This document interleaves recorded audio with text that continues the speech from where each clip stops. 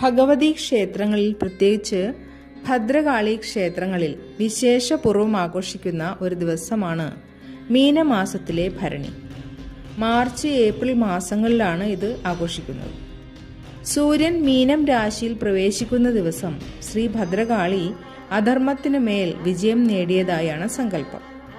ഒട്ടനവധി ക്ഷേത്രങ്ങളിൽ അന്നേ ദിവസം ഉത്സവമായി ആഘോഷിക്കാറുണ്ട്.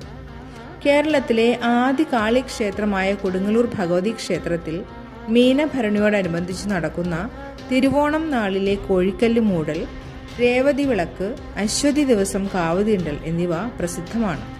കുംഭമാസത്തിലെ ഭരണി നാൾ മുതൽ മീനമാസത്തിലെ ഭരണി നാൾ വരെയാണ് ആഘോഷം. ഈ ഒരു മാസക്കാലം ക്ഷേത്രവും പരിസരവും ആലുകളിലുമൊക്കെ കൊടികൾ കൊണ്ട് അലങ്കൃതമായിട്ടുണ്ടാവും. തിരുവോണം മുതൽ അശ്വതി നാൾ വരെയുള്ള 7 ദിവസങ്ങളിലാണ് പ്രധാന ചടങ്ങുകൾ നടക്കുക. ഈ ദിവസങ്ങളിൽ ക്ഷേത്ര ദർശനം നടത്തുന്നത് ദുരിതമോചനത്തിന് ഉത്തമമെന്ന് ഭക്തർ വിശ്വസിക്കുന്നു. ആയതിനാൽ ഈ 7 ദിവസങ്ങളിലും പകൽ മുഴുവൻ ക്ഷേത്രനട തുറന്നിരിക്കുന്നു.